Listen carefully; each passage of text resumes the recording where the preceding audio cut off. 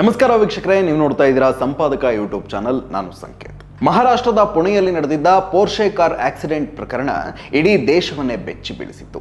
ಆ ಪ್ರಕರಣದ ಕರಾಳ ಛಾಯೆ ಮಾಸುವ ಮುನ್ನವೇ ಮುಂಬೈನಲ್ಲಿ ಮತ್ತೊಂದು ಹಿಟ್ ಅಂಡ್ ರನ್ ಕೇಸ್ ದಾಖಲಾಗಿದೆ. ಘಟನೆಯಲ್ಲಿ 45 ವರ್ಷದ ಅಮಾಯಕ ಮಹಿಳೆ ಪ್ರಾಣವನ್ನ ಕಳೆದುಕೊಂಡಿದ್ದಾರೆ. ಪುಣೆ ಮತ್ತು ಮುಂಬೈನಲ್ಲಿ ನಡೆದ ಈ ಎರಡು ಆಕ್ಸಿಡೆಂಟ್ ಕೇಸ್ಗಳಲ್ಲಿ ಒಂದು ವಿಚಾರ ಕಾಮನ್ ಆಗಿದೆ.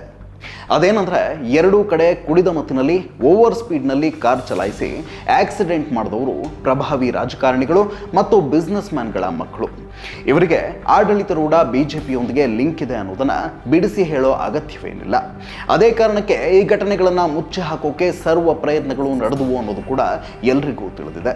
ಮುಂಬೈ ಆಕ್ಸಿಡೆಂಟ್ ಕೇಸ್ ಬಗ್ಗೆ ವಿವರವಾಗಿ ಹೇಳೋದಾದ್ರೆ, ಬಿಜೆಪಿ ಜೊತೆ ಮೈತ್ರಿ ಮಾಡಿಕೊಂಡು ಮಹಾರಾಷ್ಟ್ರದ ಸಿಎಂ ಆಗಿರೋ ಏಕನಾಥ್ ಶಿಂದೆ ಅವರ ಶಿವಸೇನಾ ಬಣದ ನಾಯಕ ರಾಜೇಶ್ ಶಾ ಅವರ ಮಗ ಮೆಹಿರ್ ಕುಡಿದ ಮತ್ತಿನಲ್ಲಿ BMW ಕಾರನ್ನ ಚಲಾಯಿಸಿ ಬೈಕ್ನಲ್ಲಿ ಪತಿಯ ಜೊತೆಗೆ ಪ್ರಯಾಣಿಸುತ್ತಿದ್ದಂತಹ ಅಮಾಯಕ ಮಹಿಳೆ ಕಾವೇರಿ ನಕ್ವಾ ಅವರ ಪ್ರಾಣ ತೆಗೆದಿದ್ದಾನೆ. ಮೆಹಿರ್ ಶಾ ಓಡಿಸುತ್ತಿದ್ದ ಕಾರು ಬೈಕಿಗೆ ಗುದ್ದಿದ ಬಳಿಕ ಕಾವೇರಿ ಅವರು ಕಾರಿನಡಿ ಸಿಲುಕಿಕೊಂಡಿದ್ದಾರೆ.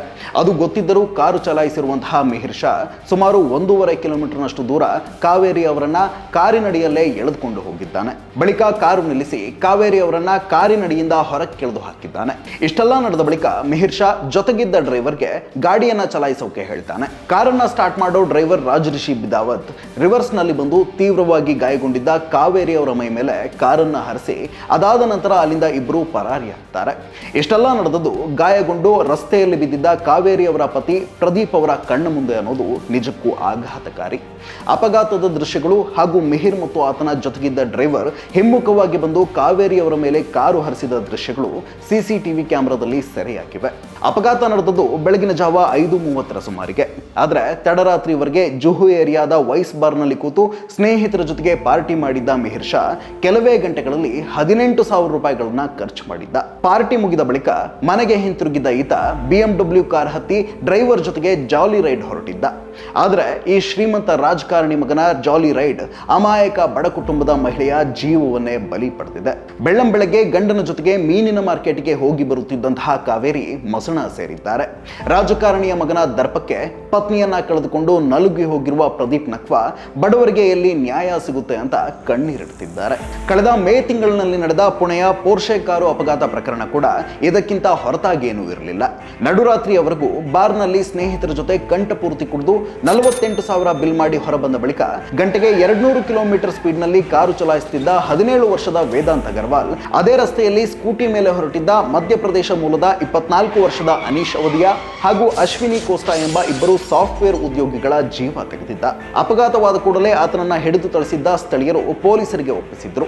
ಆದರೆ ವೇದಾಂತ್ ಪುಣೆಯ ಶ್ರೀಮಂತ real estate builder Vishal Agarwal ಅವರ ಮಗ ಎಂಬ ಕಾರಣಕ್ಕೆ ಆತನಿಗೆ ಠಾಣೆಯಲ್ಲಿ ರಾಜಾತಿಥ್ಯವನ್ನ ನೀಡಲಾಗಿತ್ತು. ಇಬ್ಬರ ಜೀವ ತೆಗೆದ ಆ ಹುಡುಗನಿಗೆ ತಿನ್ನೋಕೆ ಪಿಜ್ಜಾ ತರಿಸಿಕೊಡಲಾಗಿತ್ತು. ಬಿಜೆಪಿಯೊಂದಿಗೆ ಮೈತ್ರಿ ಮಾಡಿಕೊಂಡಿರುವ ಮಹಾರಾಷ್ಟ್ರದ ಸಿಎಂ ಅಜಿತ್ ಪವಾರ್ ಅವರ ಎನ್ಸಿಪಿ ಬಣದ ಶಾಸಕ ಸುನಿಲ್ ಟಿಂಗ್ರೆ ಆರೋಪಿಯ ರಕ್ಷಣೆಗೆ ನಿಂತಿದ್ರು. ಕುಡಿದು ಅಡ್ಡಾದಿಡ್ಡಿ ಗಾಡಿ ಓಡಿಸಿ ಅಮಾಯಕರ ಜೀವ ತೆಗೆದಿದ್ದ ಹುಡುಗನಿಗೆ ಟ್ರಾಫಿಕ್ ರೂಲ್ಸ್ ಕುರಿತು ಪ್ರಬಂಧ ಬರೆಯುವಂತೆ ಸೂಚಿಸಿ ನ್ಯಾಯಾಲಯ ಕೂಡ ಜಾಮೀನು ನೀಡಿತ್ತು. ಆದ್ರೆ ಈ ವಿಚಾರ ಬೆಳಕಿಗೆ ಬರುತ್ತಲೇ ಸಾರ್ವಜನಿಕರಿಂದ ಒತ್ತಡ ಹೆಚ್ಚಾಯಿತು.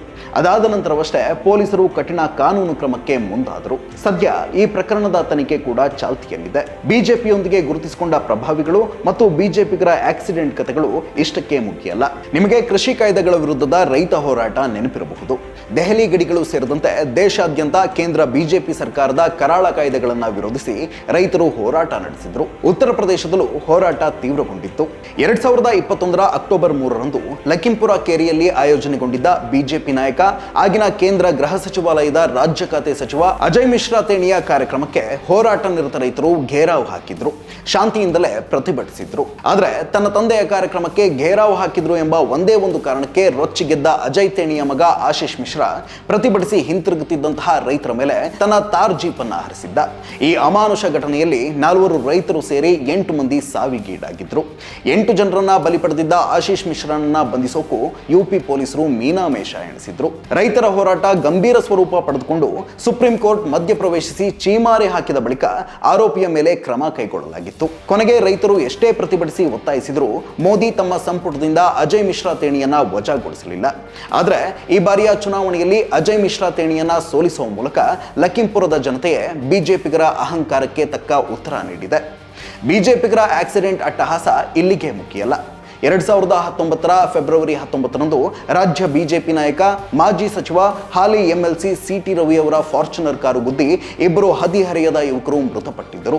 ಸ್ನೇಹಿತರ ಜೊತೆ 2 ಕಾರುಗಳಲ್ಲಿ ಧರ್ಮಸ್ಥಳಕ್ಕೆ ಪ್ರವಾಸ ಹೋಗಿದ್ದ ಕನಕಪುರ ಮತ್ತು ಮಂಡ್ಯ ಮೂಲದ ಈ ಯುವಕರು ವಾಪಸ್ ಊರಿಗೆ ಹಿಂತಿರುಗುತ್ತಿದ್ದಾಗ ಕುಣಿಗಲ್ ಸಮೀಪ ರಸ್ತೆ ಬದಿಯಲ್ಲಿ ಕಾರು ನಿಲ್ಲಿಸಿ ಮೂತ್ರ ವಿಸರ್ಜನೆ ಮಾಡುತ್ತಿದ್ದ ಸಂದರ್ಭದಲ್ಲಿ ಸಿಟಿ ರವಿ ಅವರ ಕಾರು ವೇಗವಾಗಿ ಬಂದು ಹಿಂಬದಿಯಿಂದ ಗುದ್ದಿತ್ತು. ಪರಿಣಾಮ ಶಶಿಕುಮಾರ್ ಮತ್ತು ಸುನಿಲ್ ಕುಮಾರ್ ಸ್ಥಳದಲ್ಲೇ ಸಾವಿಗೀಡಾದ್ರೆ ಇಬ್ಬರು ಯುವಕರು ಗಂಭೀರವಾಗಿ ಗಾಯಗೊಂಡಿದ್ರು. ಸಿಟಿ ರವಿ ಅವರೇ ಕಾರು ಓಡಿಸುತ್ತಿದ್ರು ಎಂಬ ಮಾತುಗಳು ಕೂಡ ಕೇಳಿ ಬಂದಿದ್ವು.